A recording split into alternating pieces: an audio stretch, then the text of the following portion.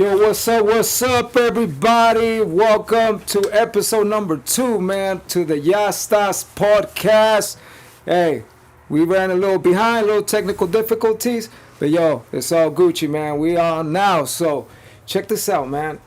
Yo, Lamont, this is our number 2 episode live on YouTube. But bro, we done like 40 already. Yeah, but this is number 2 on YouTube, right? Yeah, number 2. But bro, how good has God been, man? We got the one and only. This is a living legend, yo. OG, been in the game for 20 plus years, if not going on 30 years. The one and only Mr Lil One, man. Give it up to him. Welcome, bro. What an intro, man. I know, Come on, man. Come on, bro. Intro. Hey, I thought a smoke machine. We should have used the. Hey, coming soon. Yo, sound effects. But, man, we want to thank you.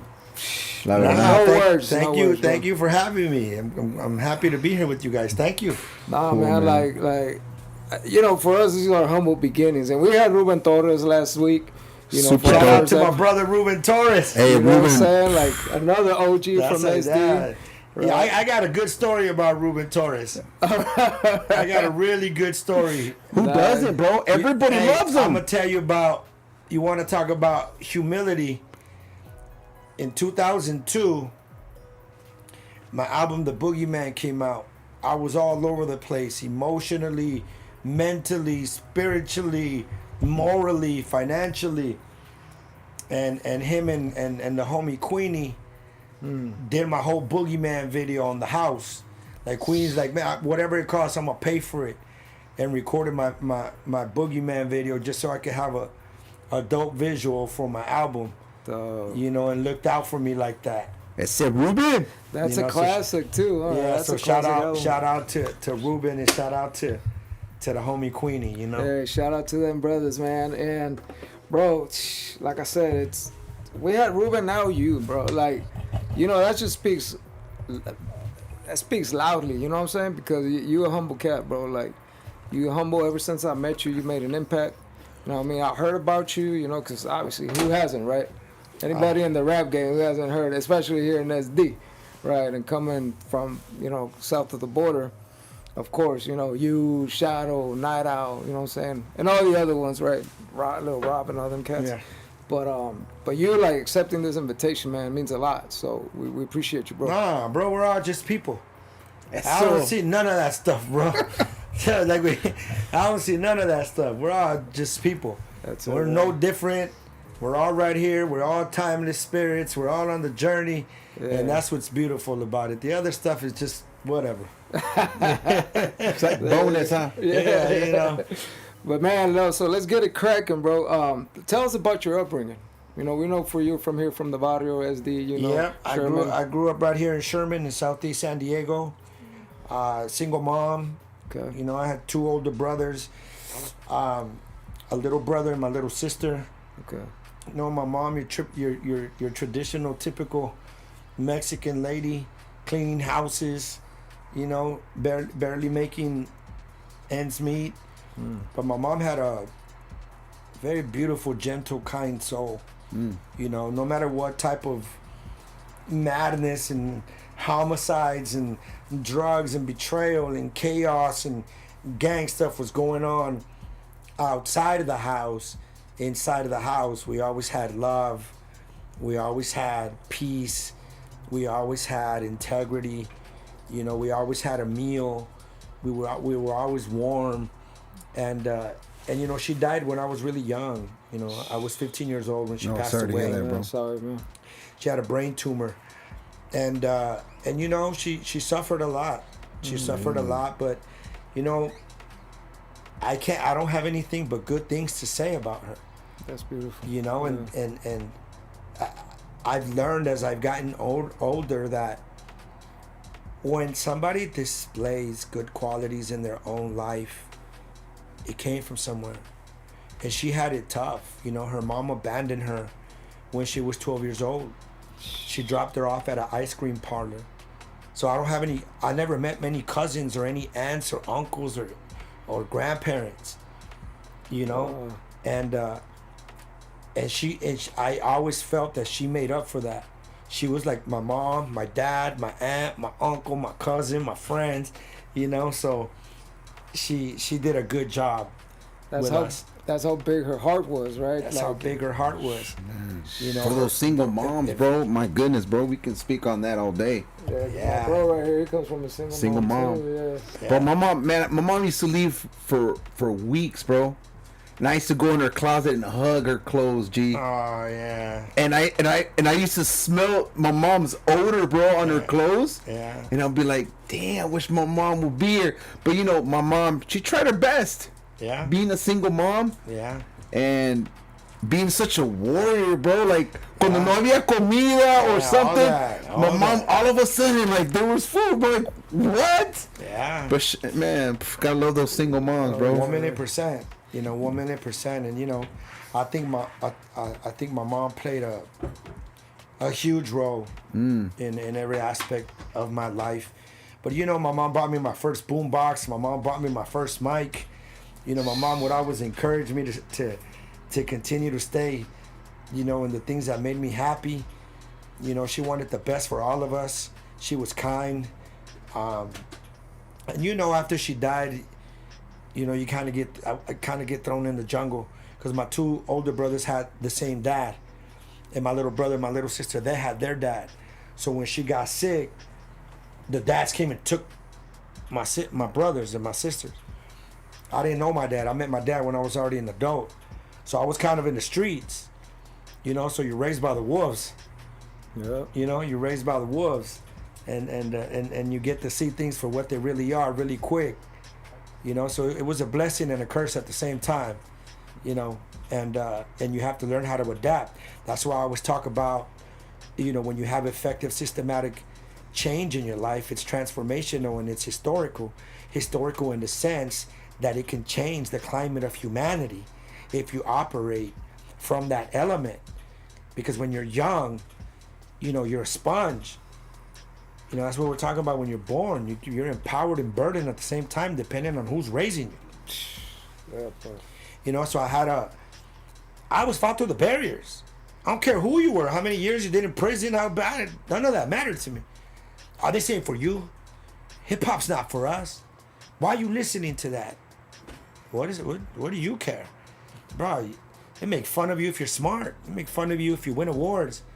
They make fun of you for getting A's and B's. Facts. You know what I'm saying? I want you to get F's and be in jail. And, man, I remember being 15 years old and learning how to load up an M1.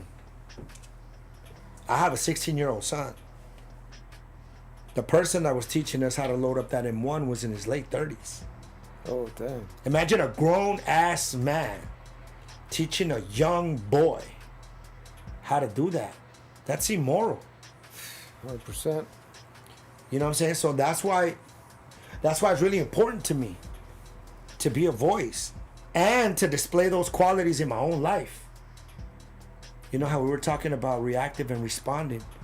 Man, we're robotically programmed for so long under this traumatic state that we don't know how to respond. We just react.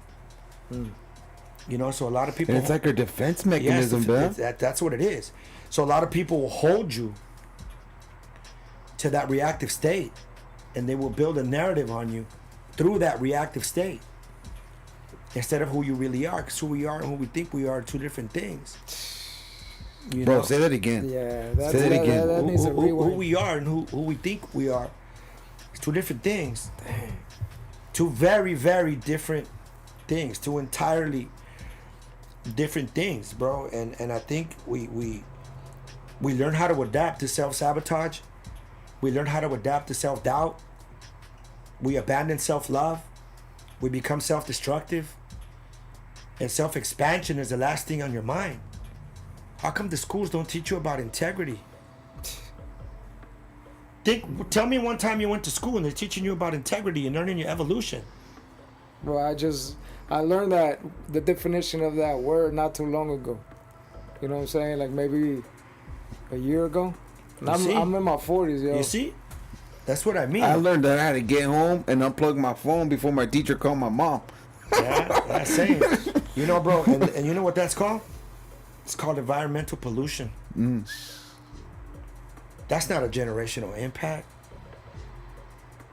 You know, that's polluting.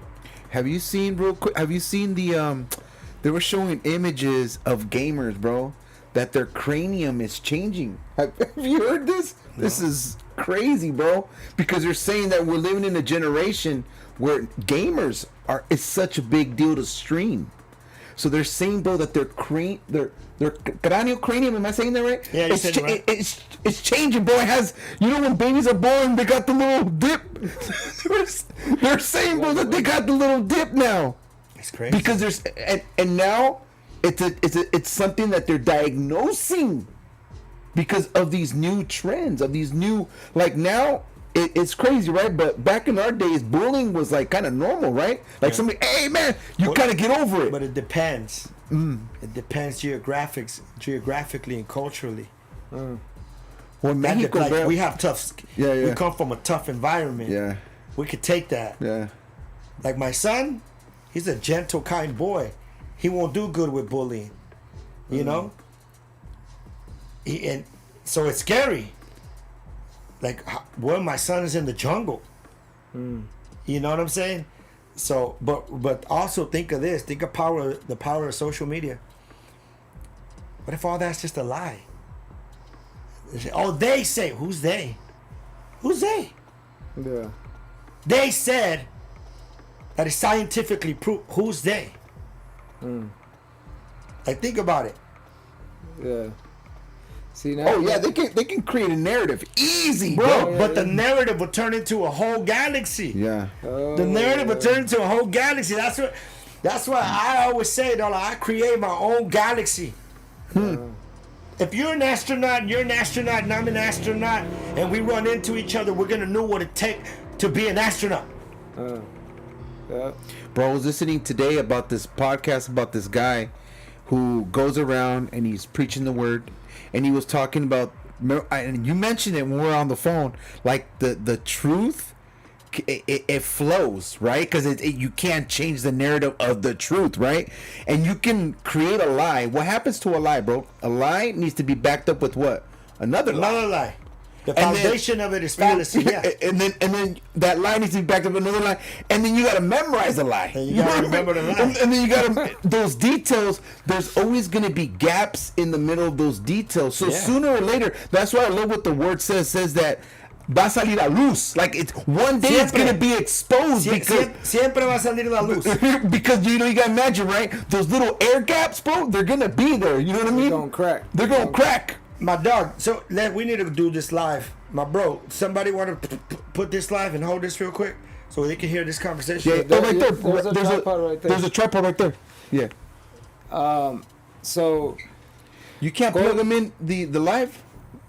I'm going live right now. It's all good. Okay. So going back to your upbringing, bro, like, because, man, like I said, we're going to go deep on this. But I just want to, you know, get to know you more on this aspect. Like, you fell in love with music, you know, start bumping hip hop, right? I'm sure it was Run DMC and all that? Run DMC, Beastie Boys, Curtis Blow, you know, and you know how it was crazy because at Sherman Elementary, they had career day.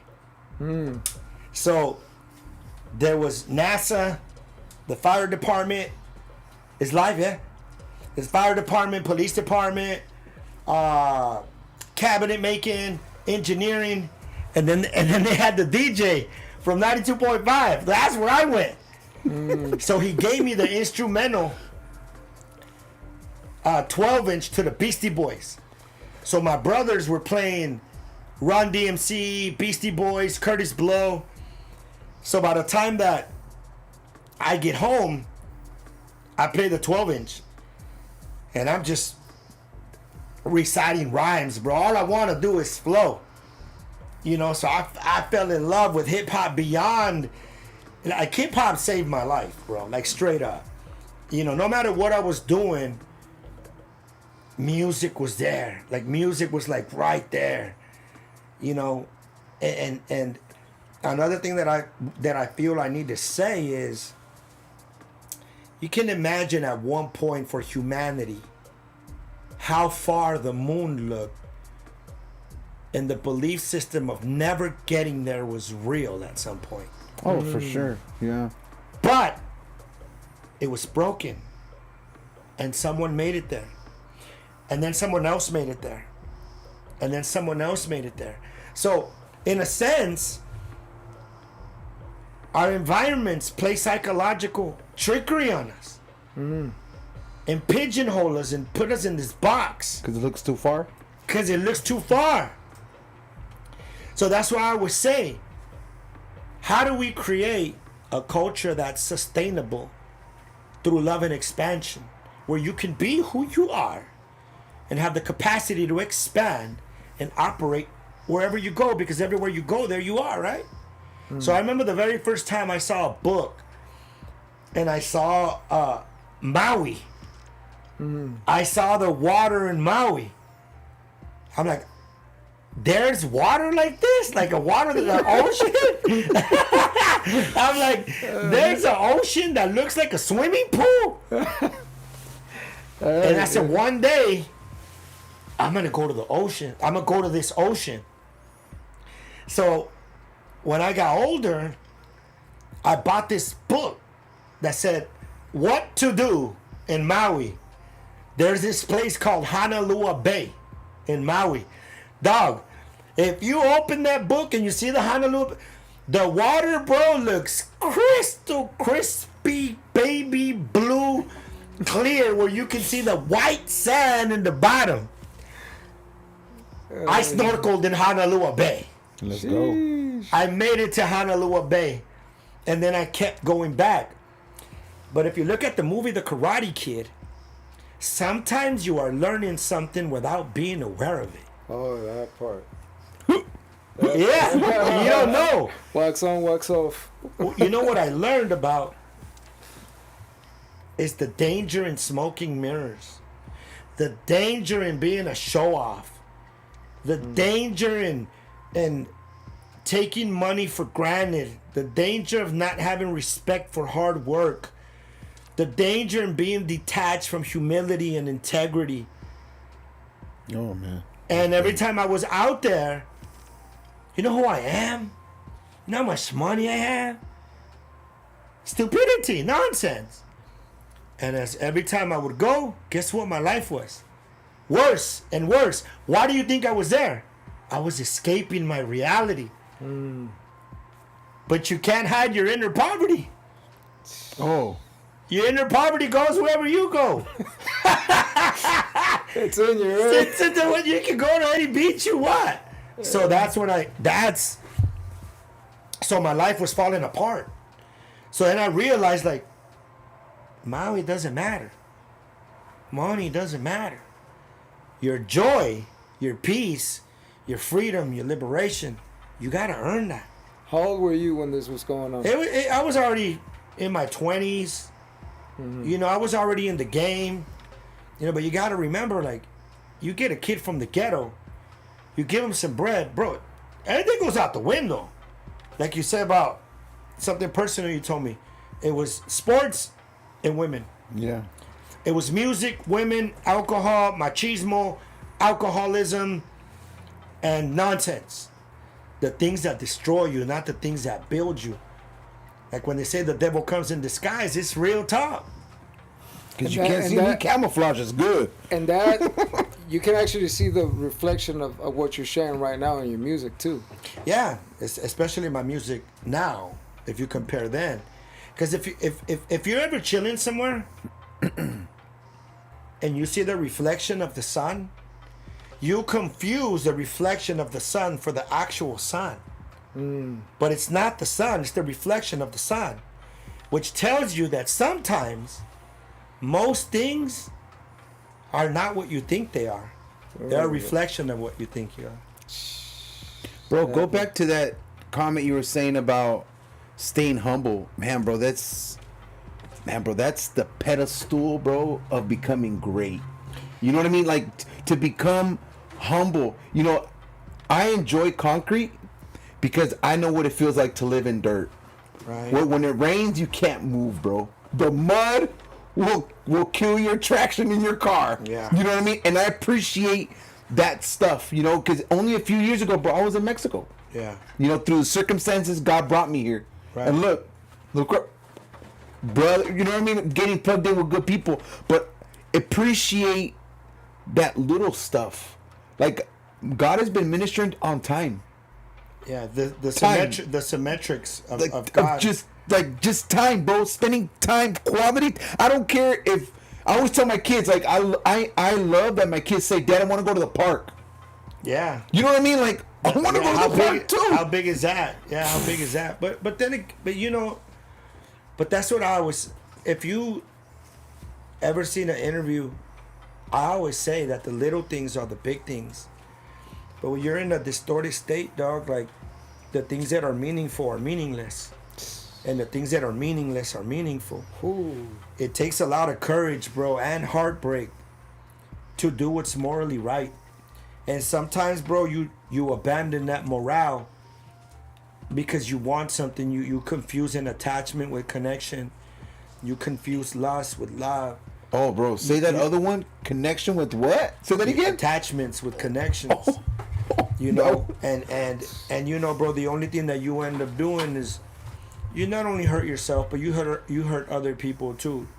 You know, so one thing that I've learned, and you know, like the biggest misconception of somebody that's growing, bro, is always that people assume that you don't have no problems, you don't have any turbulence, you live in this perfect life. Everybody always posts on social media the things that are going good in their life. Nobody wants to really post their despair, right? You know, but ultimately, the Karate Kid movie is forever. Through whatever situation, we're always going to learn something. Through every despair, we're always going to grow. You know, and everything will pass. Your highest moment's going to pass. Your lowest moment's going to pass. It's finding that balance in between. And the only way that you find that balance is with humility. You don't have humility, you don't have balance. You don't have balance, bro, you're headed on a one-way ticket to destroy yourself. And I've been there. Yeah. You know, and I've been there. And you know, dog, we've all made mistakes by no way, shape, or form. Facts. And I'm trying to say that I'm going to sit here and that I'm a flawless human. I'm a flawed human. I made a lot of mistakes in my life. We are. But the more that I grow and the more that I wake up and the more that I'm grateful for the things that I've been through, good and bad, the more that I have to be accountable for myself and what dynamic I'm going to create for myself. What dynamic am I going to live in, not exist in? You know what I mean? Not only for myself, but the people around me. You know what I mean? And people confuse it. Oh, I must be lonely and all that. Like, it can be if you are attached to the energy of being alone. But if you're attached to the energy of being in solitude, it's a little bit different. You know, man, I've been doing Reiki classes. I've been doing therapy. I've been in, you know, training, cardio, sauna, kachava, ginger shots, turmeric shots. You name it. I do whatever I need to do to make sure that I nourish my spirit. Because operating and navigating through a life of clarity, you need to be as clear as you possibly can. Because you can lose focus really, really quick and start, you know, at the edge of the water. Before you know it, you're in the middle of the Mediterranean Sea, battling the deepest, most dangerous animals, and you know, possible. And before you know, you become one. You become one, and then your growth and your peace and your sanity and your tranquility, it's in the shore, dog, and it seems far away. You know, So ultimately, man, I think it's about taking the time that you need to nurture yourself morally. And that takes courage and heartbreak. For reals. Let me ask you this, bro. Like, when was that turning point, right? Because this is what I admire about you. Like, I became a fan of you when I met you. Thank you. Yeah, Spiritual Homeboys, and what you shared was like, whoa. I was like, I had a, you know, the misconception of every Chicano rapper, you know. It's like, oh, gang banging. Yeah. You know what I'm saying? It's crazy how that is, though, yeah. Yeah, and then when I heard you talk, I was like, oh, shoot. And then as I've gotten to know you, I'm like, damn, bro. Like your mindset is crazy. So when was that turning point where you say, you know what, I need to like you said, what was it, nurture myself or Nurture yourself. Yeah, when was that? Well, that's a loaded question. It's a loaded question in the sense of what was the level of my consciousness. If you really think about that answer, because there's been times that we all wanted to better ourselves, and then you're 1 foot in, 1 foot out, you know. So there were many times that I attempted to do better, you know, and I did do better, but the greatest leap has to be done by maximizing your faith, because we are dishonest about we're not honest about our dishonesty. And when I say dishonesty is about when we wake up at 3 o'clock in the morning and you know what you got to do better and you just don't, even though you know. Yeah, I do it every day. I used to, bro. So a grown up gave me weed for the first time. I was 9, right? There you go. And that's that bad leadership I'm talking about. And you know, he was my sister's boyfriend, and I wanted to be like him, bro. We used to live. What street is that? I think it's Imperial, right? The one where the cemetery is. Yeah. Bro, I used to see the cemetery from my window, right? And he would go down to the payphone. Remember when payphones were famous? Yeah. And he would walk down to the payphone, and one day he was like, "Hey, follow me," and I follow him, right? And I wanted to be like him because my dad wasn't there. Yeah. And not that I wanted him to be my dad, but I just wanted to be like with another man, like you know. Yeah. And everything that he did, I wanted to be like him. He was missing the tooth right here. I was like, I would have knocked my teeth out, bro, so I can be just like him. And I remember that day was like, here, toma. He said, here, toma. And he said it like whatever, right? Yeah. And I remember I tried it. And the whole time that I was doing that, I knew right away that I was opening a door that I knew I was going to lock myself in, because it opened up. It was a trap. Right. It was a trap for me. And it was like a process of me trying to figure out, is this what I want? Right. Is this what I want? And now that I see my kids, like my son's 9, I'm like, dang, dude, like a jerk giving them weed at 9, I'll be pissed. Yeah, well, it's the same way when I was talking about my son and like loading up the M1 and all of that. So look at it like this, dog. If you really think about it, say you're a starving dog and someone throws you a bone, you're gonna devour that bone. Facts. Because you're starving. We were starving for love, dog. That's it. We're starving for companionship, dog. Leadership, huh? Leadership, bro. So you're gonna follow whoever's. You don't pay attention to me. Let's go. You know what I'm saying? And that happens in relationships too. You know, bro. Like people give themselves and devalue themselves because they're just starving, and then there's consequences to that, and then there's consequences to that, and then it destroys you morally. Then before you even know who you are no more. So for me, the when did that start? It just started when, like, just looking at myself and just not knowing who I was no more. I know who I was no more. I looked different. I thought different. Everything was the opposite of what my mom gave me. That little boy, when my mom died, was gone, dog. Well, he was buried in the mountain of chaos. So that's what I mean about excavate. Like, I had to say, I'm about to excavate. I'm gonna go through these emotions. You had to dig that boy You have out. to dig through that mountain of emotions and resentment and anger and chaos and nonsense and dishonesty and accountability and do it. Because that's the only way that you get to elevate, is through excavation. So when you're digging deep down, you're actually creating that space behind you. That's what's gonna get you out. So you have to become like an emotional archaeologist. You have to dig deep, bro, because it's true. You want results like you go to the gym? You gotta earn them.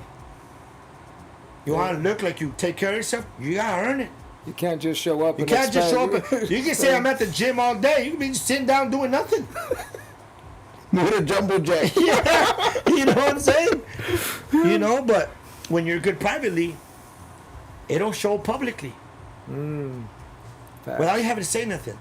So it was a long journey, you know, and but I was able to see the power of God through it.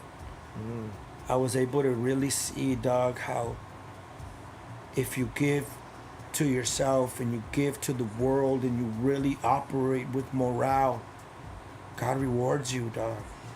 He gives you like an endorphin, bro, that's beyond money. He teaches you that there are things bigger than money, bigger than lust, bigger than fame, bigger than validation, bigger than all of that. And then you learn what humility feels like. And you learn what loving yourself feels like. So you start patching up the holes and you start feeding the parts of you that you were starving. So when people throw you bones, you're like, I'm good on that. Yeah. I'm good on that. I've been filling myself up.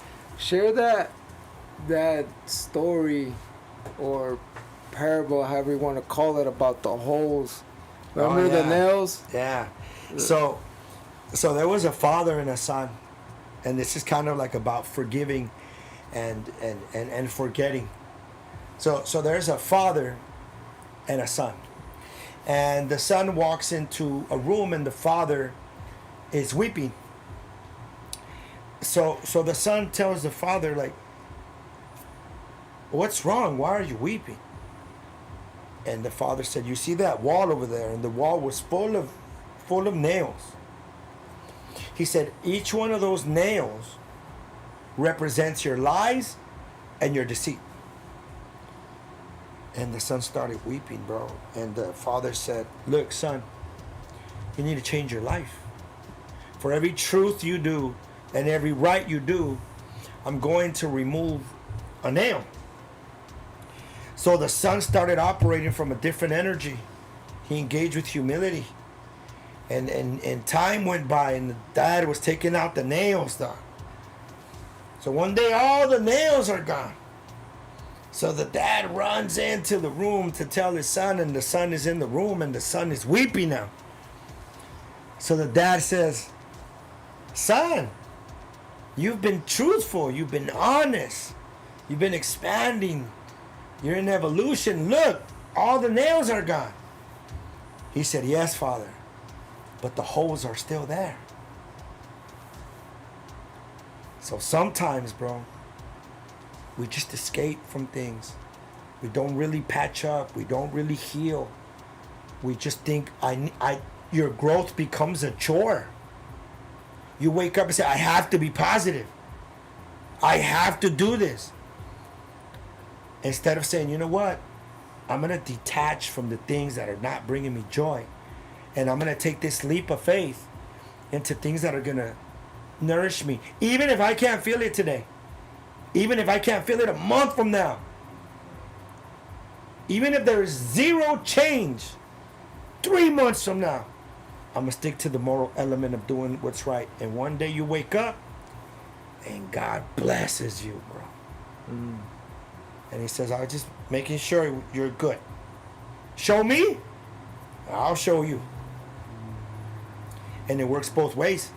Because the power of free will comes with a lot of responsibility. Ooh. Facts. The power of will comes with major responsibility, dog. You destroy yourself, it will show. You want to drink every day, there will be a consequence for that. You want to demoralize, dehumanize every day, there will be a consequence for that. You want to abandon what's right, there'll be a consequence for that. See, people attach consequences to bad things.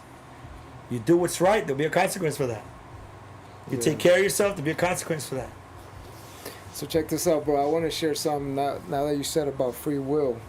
And this from a bro. Obviously, I'm not going to put his name out there because it's hard. Like, it was a real battle, spiritual battle. Somehow I reconnected with my bro. He's been doing dirt. you know what I'm saying, running the streets south of the border. And he says, hey man, I heard you became a Christian. I said, yeah. It's like, I got something against God, bro. I was like, what's that? He told me, it's like, bro, I got kidnapped me and my girl. You know what I'm saying? And they had us tied up back against each other. And I started praying. I started asking God, hey, deliver me from this. You know, I need you to show up. He says, I at least let her go, you know. He said, just heard the gunshot, felt her head hit his back, gone. And then he says, he asked the devil, like, hey, well, I guess God's too busy handling whatever he's handling, so help me out.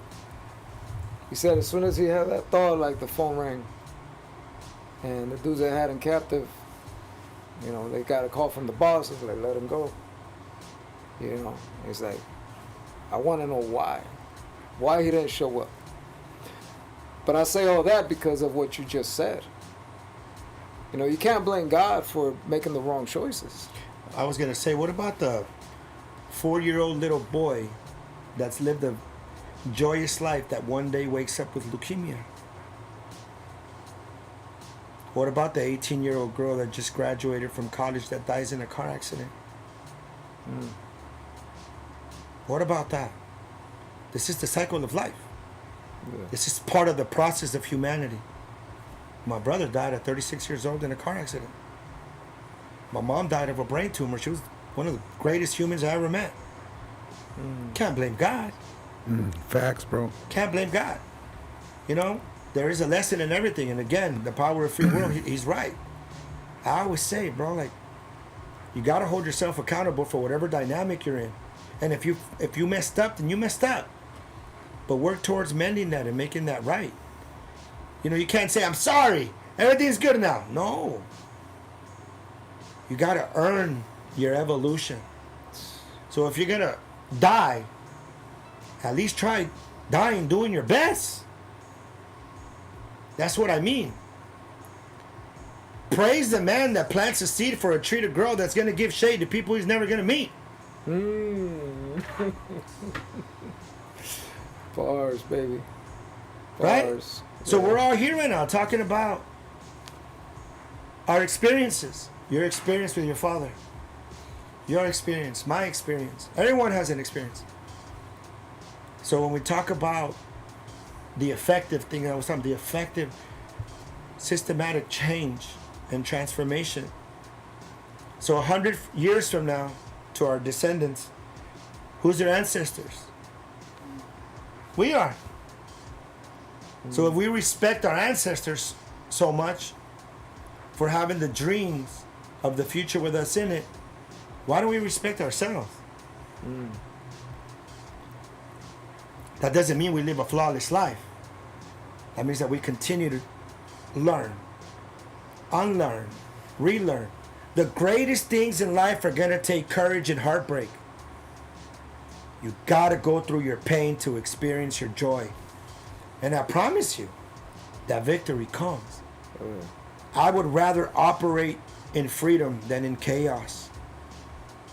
I would rather do whatever I need to do, and I'll suffer as long as I need to suffer to be in freedom of that. So now that you say that, right, we're going to tap into the topic, right? Unity. And what really hit me, dog, is and the word community is the word unity, right? And what I get is common unity, right? The something that we share that unites us. Yeah. Right? And I see you know, Chicano Fest is right around the corner. I got to start pressing them shirts because, you know, I'm going to be out there, you know, posted up just to let y'all know, show up, get your My merch. kids are excited to go, bro. And it's all for all ages, right? So what inspired you to create this event and then bring the people together? Well, it started with the barrier. You see how the barrier turned out to be something beautiful? But when it was a barrier, I didn't see that. Because of the barriers I had, the Chicano Music Festival exists. You know, growing up wanting to be a hip hop artist, you get barriers from our own folks. It's not for you. That's for them. That's not for you. The barriers never mattered to me. I went through every barrier. I never stopped. When Once in a Decade came out, dog, I was ready. By the time I went in the booth the first time, I was like, everybody want to be knowing how I be doing it, when I be flowing, I be fucking them up in the mind every time that I want to be busting a rhyme, you know. I did it so effortlessly that I'd be like, I finna get ready to go to the store. Does anybody want something? Yeah. Some hot Cheetos. You know, I'd be like, hey, dog, you're going to be making it right at the light, dog. You know what I'm saying? It was like that. So I was ready, you know. I was like skeletons being made out of these melodies. You know, I was like, mi destino, ando de vago con el vino, hablando como un hombre, pero adentro soy un niño chiquito. Me acuerdo lo que dijo, vas a pagar cuando tú tengas tus hijos. Le pregunto, preguntas a la ouija, pero me asusto porque pienso en mi hija. ¿Qué haré? Siempre digo que me vale. Mis pensamientos se hunden con mi madre. Ya soy padre, pórtate bien, porque a chamuco le gustan los de 100. Y estos güeyes que dicen reyes quieren ir a escupirle a las leyes. Siempre triste, me prometiste muchas cosas, pero te fuiste. Oh, That's all pain. Bro, it's hard to do Spanish. No, it's not. No, I was gonna say, bro, do you feel? I know it's a dumb question. It's a rap question, but do you feel like English is easier than Spanish? No. You feel like both? No. I don't feel like that. Dog, like pain and purpose. Okay. You see a wave? Yeah. Right? You see it create, right? So it's born. Then you see it collapse. And it dies, right? But what's the substance? Water. So it never dies. So pain and purpose, English, Spanish, Korean, Ecuadorian, don't matter. It's all the same, dog. It's the same substance. So it's not based on words. It's not based on language. Based on feeling. that part. Yeah. So the message is easy. I can barely speak English. Nah, dog. And that's what I Just mean. gotta practice it. You know, dog, sometimes I'm just driving and I was like, I'm not worried about it. I'm not in a hurry about it. You be talking and talking, but then nothing about it. Whatever. You know what I'm saying? And then I just laugh. You know, like when I was going to do the Oldie Forever tour here at the Corazón del Barrio, you know, I had to cancel it, whatever. But right before that, look at that looked like, man, it ain't going to happen. Trouble, problems. Man, all right. But because of that show, I was at the studio one day and I'm like, let me do a song that pays a tribute to the Delphonics. Oh, Right? There you go. There So you I'm like, go. how do I kick this off like that's powerful? Much bigger than a Lolo. Much bigger than a Cholo. I got the flag on my back, so I'm never solo. Diggy, hook me up now, you know. That's a good Now we're song. ready for the ball. Barlo. See me ride with my people Mexicano. California sunshine. El Chicano. So I only recorded that song because I wanted to pay tribute to the show here. The show fell apart.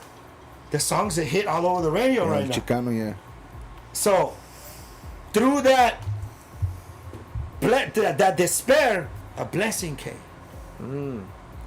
So that's the telescopic view. But that's the Karate Kid. You're learning something like, dog, chill out. It's coming. Chill out. Just keep doing what you're doing because you're doing it from the right place. I know it seems bad right now.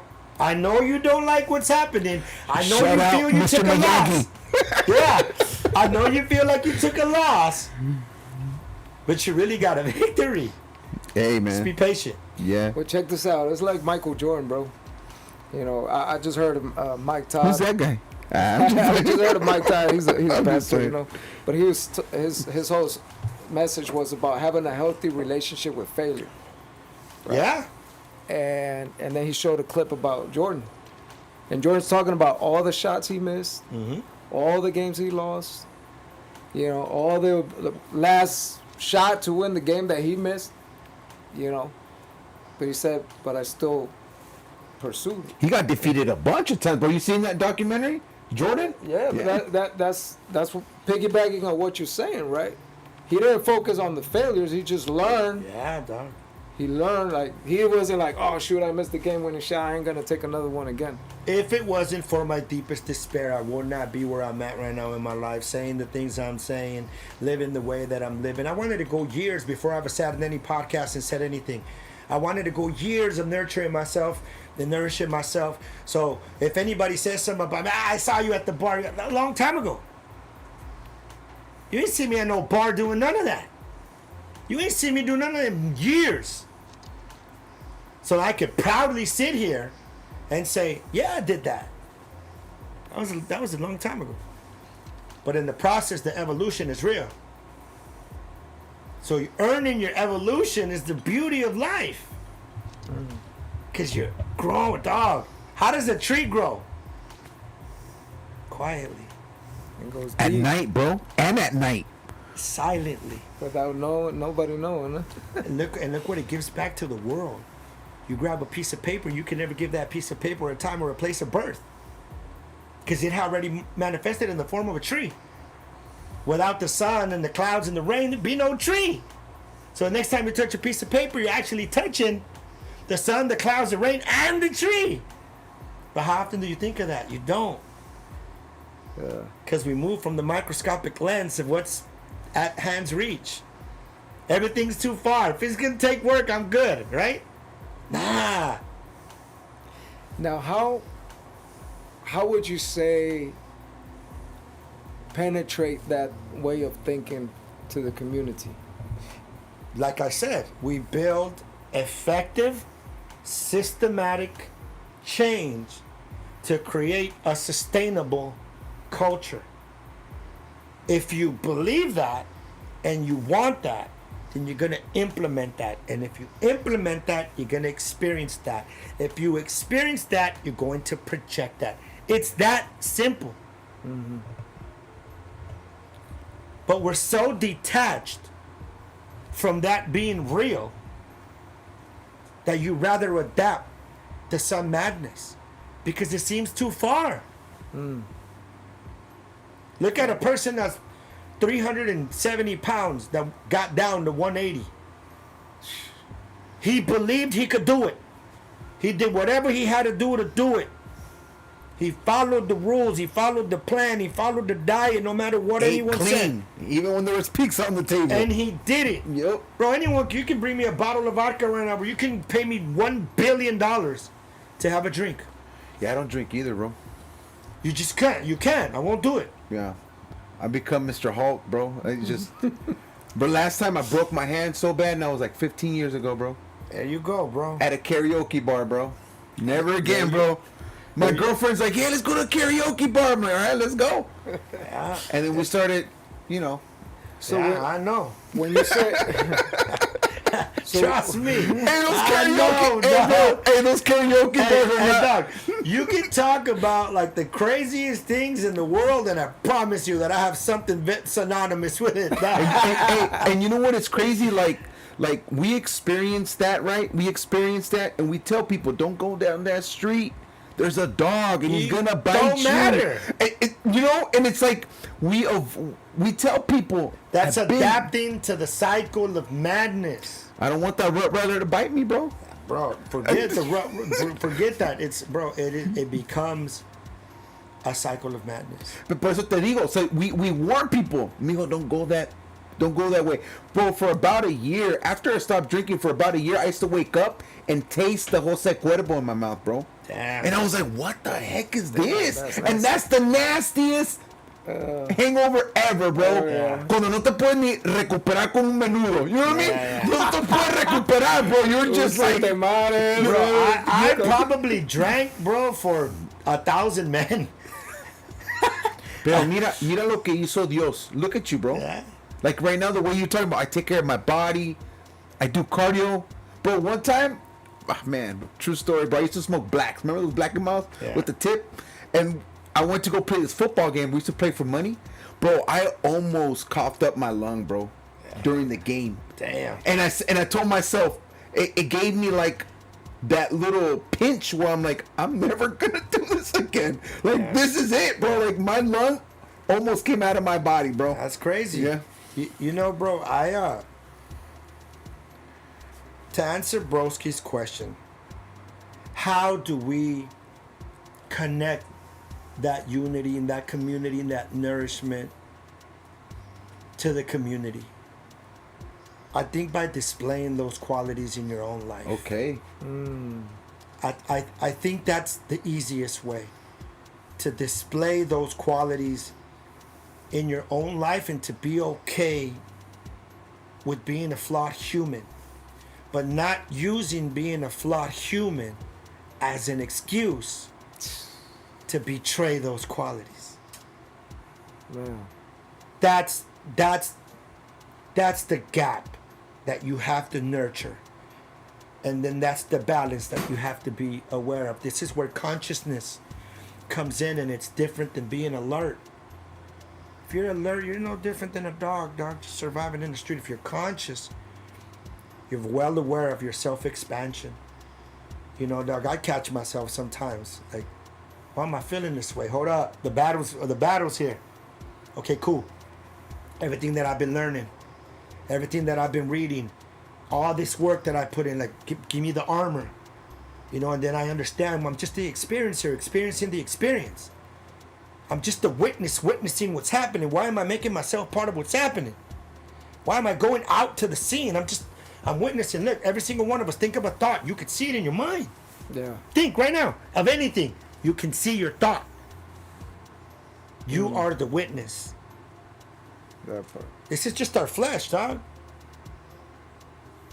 Go get an x-ray. You know, we all look the same. You can't tell who's who. I'm skinny, bro. In the X-ray. I'm skinny on the X-ray. Think about it. Yeah. So check this out. The in Genesis, right? This is what God says about unity, and this is when the Tower of Babel was going on, right? He says, "Look," he said, "the people are united, and they all speak the same language. After this, nothing they set out to do will be impossible for them." This is what God is saying about Unity. the unity. Yeah, and I know I kind of diverted away from your question, and you're right. So, if I may. Yeah, cool. This is your platform. So because of the barriers, I wasn't allowed. Shadow wasn't allowed. Little Rob wasn't allowed. Conejo, we weren't allowed on these big platforms. They wouldn't give us a shot. So we had to earn it. We had to put in all kinds of work, years. So when you guys, like, when people refer to all the legends, like, no, that's not, we were going to be legends. We were just in our purpose. We were in our music. We were in the studio. We were writing. We were putting out albums. We want competitive, competition. Like, you know what I'm saying? Like, so while you're putting in that work on your purpose, the room for the victories is still there. Maybe not on MTV, maybe not on this and that, but it's still there. That's why when I finally got in position as a person, right? God said, I'm going to put you in position as a person. But now you can use all your relationships that you have with the artists that you've been friends with for 20 years. Now you can use all the relationships that you have with all these radio people and the people in the community. So now that I'm here, why do I need to pay attention to the microscopic lens that they have in the inner city instead of the telescopic lens of the inner city? So this is why I said, well, they don't want to give us festival. Well, I'm going to do my own festival for our people, by the people, in the inner city, for the inner city, except it's not going to have any barriers. We're going to leave the door wide open so everyone can come and they can experience the culture. So for me to be in this space and be able to look at it and be like, God gave me the chance to use my creative art to create something from my mind state. Because if you go back to Once in a Decade and No Condolences and Wasted Nights and The Boogeyman and The Requiem and all these albums, that was still my creative mind. It was just all over the place. But if you think of Mr. Lil One, who do I sound like? I don't sound like nobody. Right? So if you look at this festival, there's not another festival like it. Because the foundation of the festival has a moral element. And that moral element is what I'm talking about. The mariachis, the Aztec dancers, the live art, the oldies, the hip hop, the cars. But the foundation of it is love, bro. It's evolution, bro. It's growth, it's unity, it's community. Because when we're all together, bro, you know what we're doing? We're in the present moment. And nothing else matters. We're not trying to sell tickets. We're trying to give people an experience. I could have done that festival 21 and over because the monetary gain would have been bigger. I don't care about that. That's why I wanted to do it all ages. So the kids that are 12 and under can come for free. They don't care about how am I going to pay for this. They want to go have fun. They want to hear music. They want to see cars. They want to see the art. They want to see people together. I have a whole kid zone. And you know where the kid zone is at?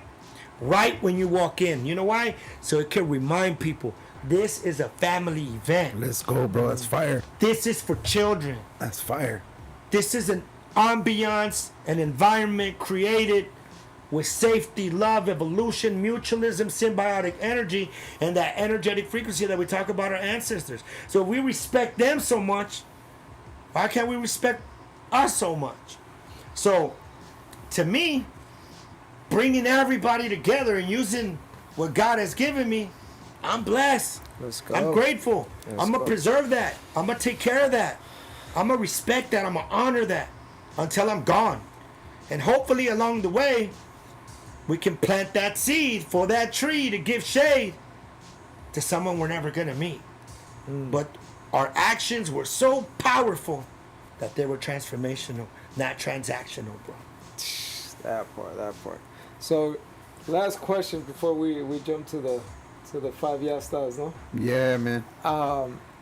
Would you say the mindset, the polluted mindset, the chaos that we grow up in the community, is that systematic? Like the limited mindset that we get bombarded with, would you say that's systematic? Well, I think you can robotically program yourself to be anything you want. I think that the climate of humanity itself is polluted. So people would rather rent a car, fly to Dubai, take a picture in front of a vehicle they don't own, post it, and give people the illusion that this is who I am.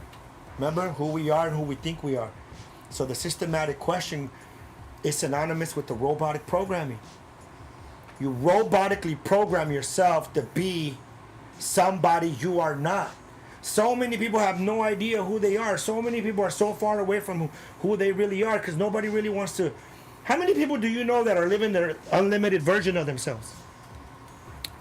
Not many. Not many. Not that I know directly. People are For getting, reals. doctors are making billions of dollars giving people BBLs. Off stolen parts. People think they're, bro, looks that's not your value. Yeah. Your value is the quality of your soul. So to answer that, I think displaying those qualities in your own life, especially to the kids, to the young youth, is the victory. Because then they get to say, you know what, he looks like me. He comes from where I come from. He was able to not escape that, but evolve from that and grow from that. And that's what earning your evolution is all about. I remember my boy Fred Sotelo, shout out to Fred Sotelo, part of the Ruben Torres circle. He used to always talk to me about the 4 agreements. And one time he told me, you know, a book can change your life. Thank you, my bro. I was so destructive and so ignorant that I said, how's a book gonna change your life? What kind of drugs are you on? That's because the systematics and the robotic programming were dominant in my life. When I read that book, everything changed. Everything changed in my life. And I still had obstacles in my life. I still went through turbulence in my life. I still made mistakes in my life. I still mishandled things in my life.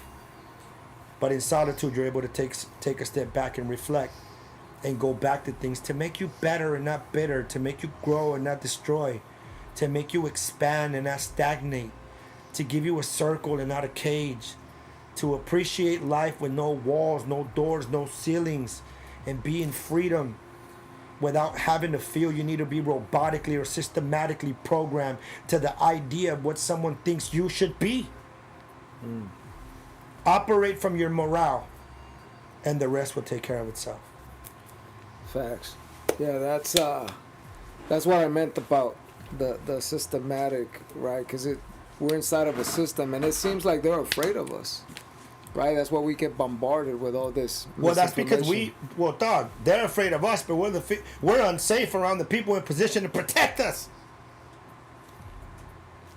Yeah. Think about it. How do you operate at your best? When you're safe. You know, Doc, so we got to be careful with this environmental pollution. We got to be careful about getting comfortable really quick. You got to be careful about validation. You got to be careful about revenge. You have to be careful about lustful particles. You have to be careful with malice. I operated from all of those things at one point. If I've learned anything in my life the hard way, and I'm not ashamed to say it, whatever experience you give someone else will boomerang right back to you. Yeah. You reap what you That's sow. Man. That's a law of nature right there. You know what I'm saying, Doc? So, just do the right thing, mind your own business, nurture yourself, and operate with a moral element. Bro, I had this quick question, bro. So, talking about unity, bro, how can we motivate this next generation behind us? And you talked about us being like the ancestors for our next generation, you know? Because we do have, older folks have a superpower, bro. Believe it or not. Because we looked up to our older folks, like maybe a Theo or a neighbor, somebody else's dad or your dad. But we kind of have that superpower. Bro, how can we motivate this next generation, bro? I know you're doing stuff here in the community, but what's another thing that you have planned? Like, what else am I going to do to motivate, not only your kids, but like the people who listen to your music? By displaying the qualities of evolution, bro. That's the easiest way that I can put it without sounding complex.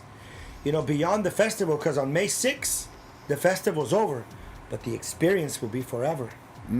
So the foundation of it, that's what I mean about the moral element. Like, the moral element is not just words put together. You know how you said older people have a superpower? So there's a moral element. Yeah. But the moral element superpower will stay with you and transform you and evolve you and help you and show you the difference between expansion and psychological trickery. That's what the moral element does.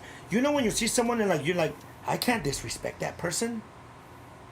The person is kind and gentle. Like, I can't. I don't even want to use profanity in front of this person. It's because that person's operating from a moral element beyond anything you understand, and it's powerful. So we got to be able to project that on the youth. They got to be able to come and see. At the Sherman Community Center, and shout out to them. On Thursday, if you guys are free, come by. From 5 to 7, I'm gonna raffle off some tickets. I'm gonna bring some cards. I'm gonna bring some food, and I invited all the youth. I went to Sherman Elementary today. The kids went crazy. But again, they look up to me. But they really don't know me. Yeah. I'm gonna make sure they do. Jeez. Let's go. Bro, man, just so sad, bro, but it's true, man. Just, I'm gonna leave this topic alone, but I'm gonna say it real quick. Like, my dad was the nicest guy out of the house, but he was a monster inside. Yeah, no, for sure. And people used to tell me, oh, your dad is the nicest guy, your dad this, and I'm like, dang. Dog. And I would never speak bad about him. I'll let him get his praises. No, yeah. And his roses. But you see, dog, you deal with your demons, or your demons will deal with you. We're all flawed humans, dog. Your character is based on who you are when you're alone. Facts. When you wake up at 3 o'clock in the morning, and pay attention to that. You know, That's good advice right there. it's the truth. Yeah, es la verdad. You know, people see me right now. They see Uno. Uno's on the radio. He's doing videos. He's performing in front of thousands of people. He's on the news. He's got the festival. He's got the Oldies Forever tour. He's always smiling. There's an opposite to that. You know, Facts. we're always going through things. But you got to make sure that the positive, productive, nurtured is the dominant factor. And that gives you the opportunity to deal with your turbulence in a healthy way, dog. You know, that's what I say. Where you can react or you just respond. And sometimes you can respond by not responding. Just be quiet. Shut up. Cállate. Just shut up. Mind your own business and grow, dog. That's Hey, it. bro, we have at the end of the podcast, bro, we do the 5 Yastaz questions, bro. Okay. That's the name. Yastaz. Yastaz. Yastaz listo. Yes, And that's these are the fast, 5, all random. You can answer whatever way you want. Okay. They're super random, super funny. Bro, we can go on forever, huh? Talking right now. We gotta Bro, have you back, dog. I Yeah. know, man. It's We crazy. gotta have Hey, you bro, back. with I Ruben. feel like we didn't even scratch I the know, surface. man. You know, let me tell you, if I may, please, guys. Llévale. You want to know something? Yeah. This whole time we've been here, we've been experiencing the present moment. Nothing else mattered but this. Think about it. Yeah. We were all present. You know what that tells us? That we all have the ability to be present. Maybe when we leave, we think, oh, I got to pay that bill tomorrow. Oh, shit, I missed this motherfucker's call. You know what? But right here, it was beautiful. It was effortless. Yeah. Because it was real. That's why we're all present. I want to read that book that you sent me. I know you sent me. What's the name of the book called again? I'm not sure which one I sent you. It's something about the present moment. Oh, The Power of Now. The part, yeah. Oh, the I wanna read Untethered that. Soul. And bro, you've ministered in a mighty way to me because it convicted me, right? Because I'm the type of person that wants to do a whole lot. I want to multitask. Right. And my wife tells me, my wife is like, she holds me accountable big time. Like, Yeah. nobody holds me accountable like what she does. And she's like, no me estás poniendo atención. O quieres estar haciendo muchas cosas y no haces Yeah. nada. And when you share that at Spiritual Homeboys, I was like, dang. Like you ministered me Man, big time. And it convicted me, like I said. man, I think it's important that we all appreciate each other, man. Man, this moment will not be the moment, man, with every single person in this room right now. Your energy, his energy, my energy. All of us made this the frequency that it is, bro. We're all powerful. We're all special. We're all timeless.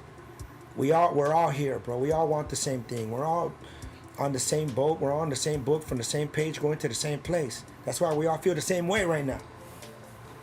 Yep.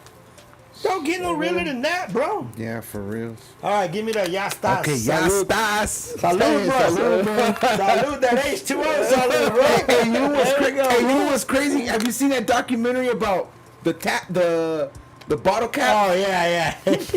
Bro, My daughter tells me all the time. like now the cap of your bottle, it's like you know what type of water is in here, bro. It's Yeah. so crazy. It's crazy. But again, how do we know any of that is true? Bro, Yeah. I know. we need to do this again. Yeah. Bro, Yeah, I yeah. went to like 10 schools growing up, bro, because I'd be like, how do I know what I'm reading is true? It's only a fact that we register data, but it's not a fact that what you register is a fact. You gotta rewind that. So Okay, drop it so again. we register.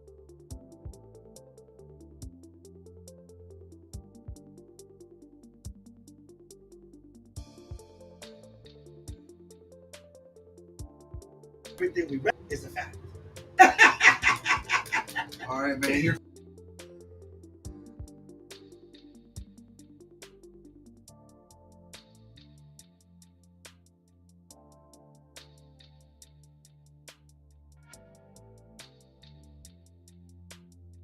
I have a phobia of sharks. yeah. I'm free, bro. I don't give a damn, bro. I'm gonna jump into the ocean. I'm gonna enjoy the blue water. How's that feel? It felt amazing, bro. Now I go paddle boarding. I jump off the cliffs. All that, bro. The shark. I don't care. That's what I mean, bro. The shark is just an idea. It's just a thought that is depriving me of being limited and free from swimming in the ocean. Like, I'm not gonna drive, I might crash. Oh, I'm not gonna fly. The plane's gonna crash. You overcome that fear. What about you, bro? I know you were scared of Debo. I would say failure. Okay. Yeah, you went deep. Yeah, and that's recent. You know, now as you were saying, bro, I can't be afraid of doing some, and failure's just gonna limit me to do it. You know, like my bro Uno said, you know, out of the failure of this event came El Chicano, which is a hit. And I was blessed enough to be invited to the video shoot, and we saw the power of unity, man, the power of our culture. Oh, you were there? Yeah. I didn't see you in the video. I was looking. Well, you know, I was, in the back there with the crowd, you know what I'm saying? But just the experience, the moment, right, and how the community came together. And there was kids, you know, dressed as mariachis and danza folklorica and lolos and Aztec dancing and very colorful. I like that video. So, just to give it an example, right, we're not afraid of failure and the beauty of unity. Yes. But you see the opposite of failure every day when you wake up, dog. You gotta pay attention to it. Oh. Yeah. That's your microscopic thought, dog. Like, the failure, that fear will hold you back. You got to maximize your faith and minimize your fear. And taking an L is okay, right? Yeah, dog. You have to. Taking an L is okay. Dog, look, you take an L, you learn the lesson, you turn it into that W. Let's go. I thought it was what's that connection? That too. Okay. Question number 2, bro. Name them in order, bro, as your favorite. No, to your least favorite, to your favorite. So we got tacos de pastor, tripa, asada, pollo, o cabeza. So no cabeza, no tripa. Bro, those are my least favorite too. Yeah, no, none of that. What were the other two? Chicken? Pollo, asada, o pastor, which is pork. I'll take the chicken third. If we're like tacos. Yeah, tacos. I eat chicken every day, dog. So yeah. And then adobada goes second and asada goes first. Bro, you got my list. Yeah, that's my list right there. What about you? I'm going to Tacos El Gordo tomorrow, bro. That's organic, bro. Hey, we gotta go to this one spot in Tifos, man. I invite you. It's called Nuevo Poblano. Let's go. Bro, they got. That's the best taco spot in Tifos. Bro, they got. I don't know, man, but in Tecate they have a quesadilla, bro, but it's out of maize. Yeah, and it's huge, bro. Big old one. And it's fresh, bro. Handmade. It's a lot of tortilla. Damn. It sounds good, though. Like, so I would say. You're going to say tripas, I know. Tripa less. Okay. I like it, though, but tripa. What about cabeza? You like that steamy? Pastor. Oh, pastor for it? Pastor messes me up. Oh, okay. I like it, but it messes me up. The BGCs? Yeah. I get the bubble gum cuts? I get the BGs, man. I would say pollo. Because we eat pollo at home, man. We eat pollo, a lot of pollo at home, man. I like cabeza. Cabeza en asada. Oh, really? Yeah. My suegro loves to cook the cabeza, but I can't, bro. I can't. I don't know why. I like those. All right, question number 3. If you had to leave one note or a testament for your family or for anybody, what would it say, bro? Earn your evolution. Okay. That's it, huh? That's it. Earn your evolution. Only because I'm so in tune on what that means. If I got into the vicinity of understanding what that means, so someone else can too. It's like someone leaving you a map. Like that's where the victory's at. Go find it. What about you, bro? Man, love yourself. Love yourself. See, that's synonymous with earning your evolution. You earn your evolution, you love yourself. Yeah. Oh, integrity and respect. Like you have one, you have them all. Yeah. And love, that's what Jesus said, bro. If you learn how to love yourself and your neighbor, bro, you cover everything. You cover everything. See, that's the part that we skip. At least I did, and I'm pretty sure I ain't the only one. I've known that scripture for so many years, dog. And once again, recently, it just hit me. It's not how you, right? You got to love God with all your being, right? and then love others as you love yourself. But that's the part that we skip. Because not because we go to church, same thing that we was talking about the gym. Not because you show up doesn't mean you're gonna get buff. Not because you go to church.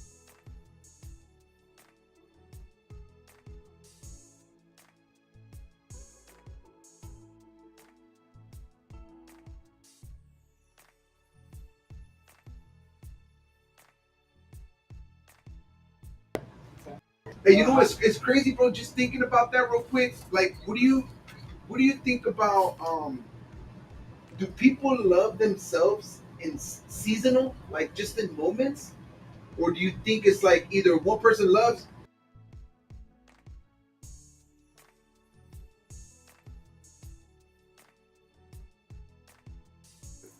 Or hand in hand with humility, right? Yeah.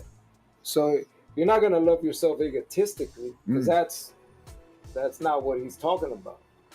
You're gonna love yourself to the point where you're gonna take care of yourself, like you were saying, like The moral nourish. element, dog. That's what I mean. The moral Like loving element. yourself with a moral element, bro. Like it covers everything. You know, All right, question number 4. This is a Bible question. So John 3:16, we all know it.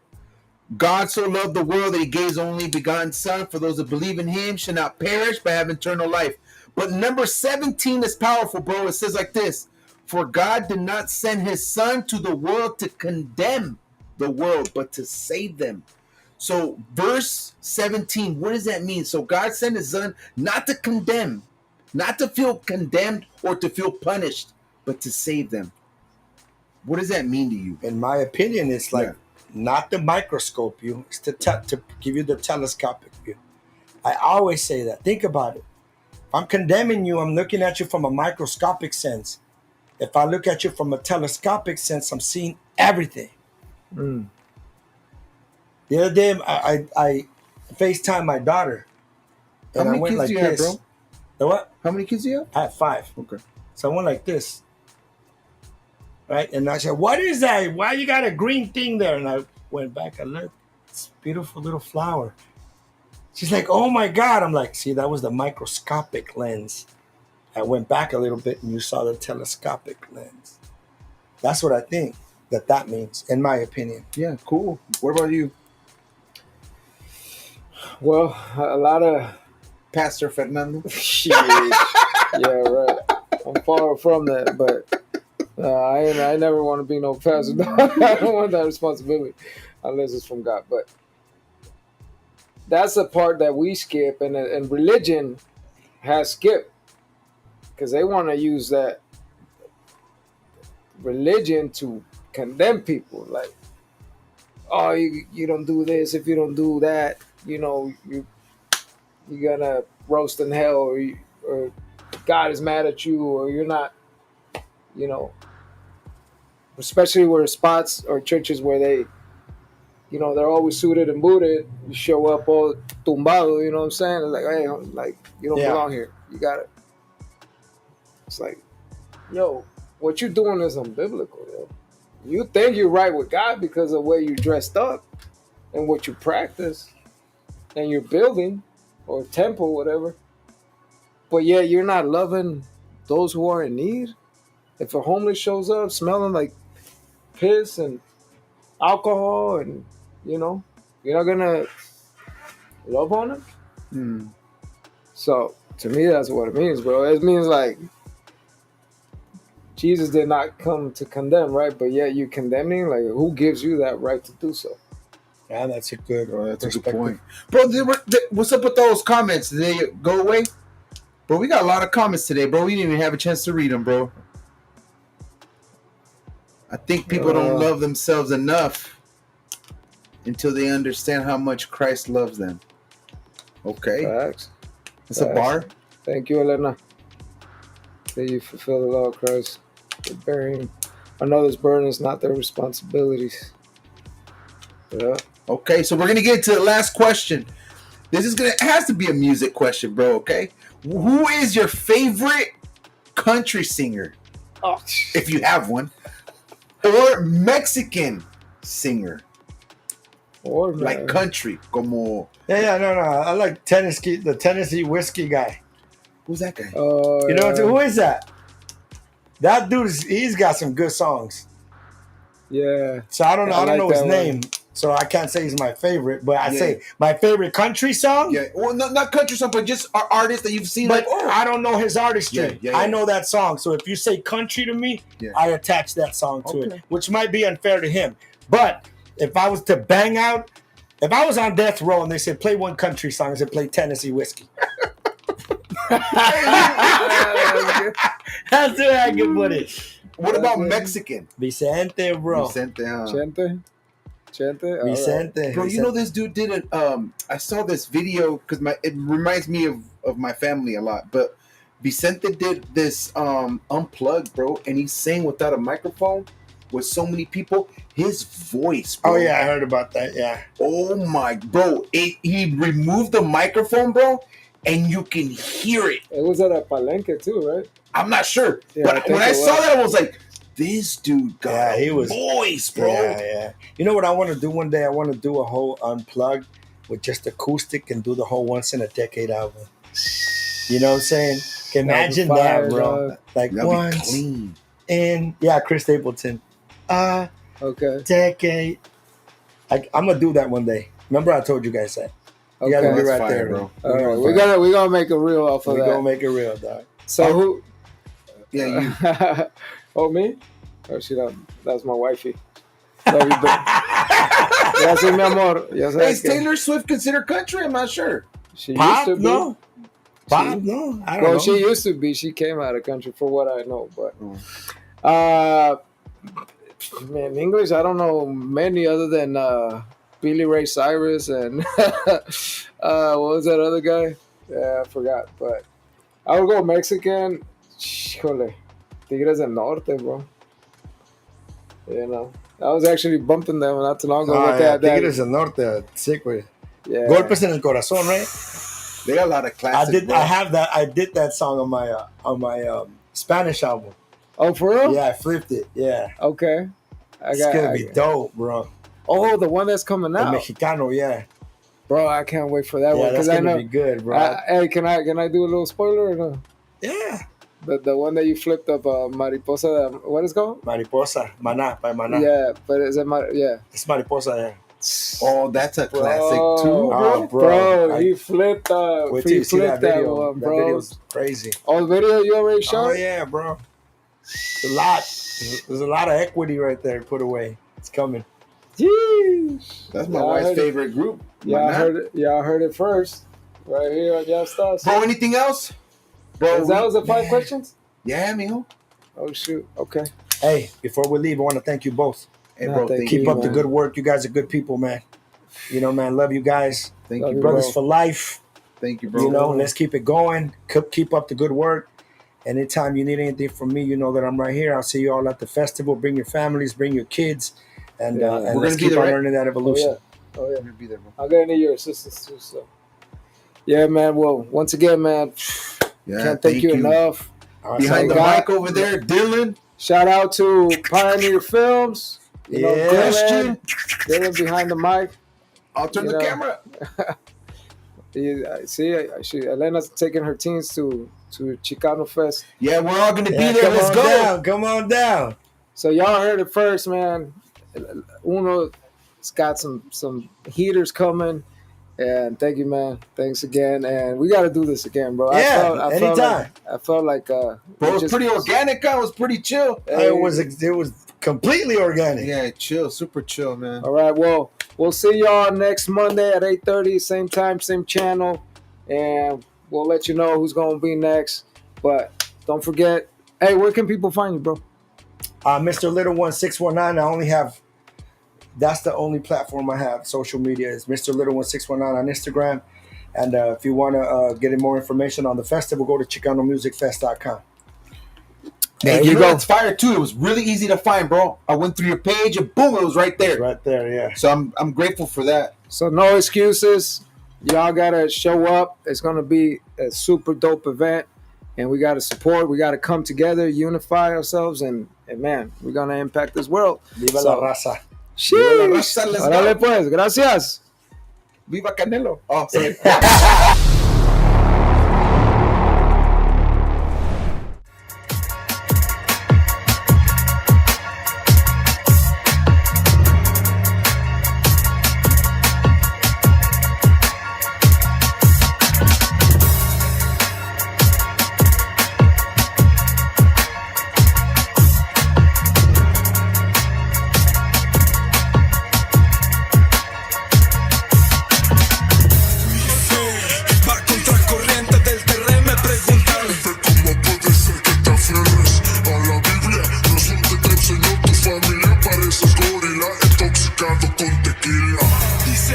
que según ellos you know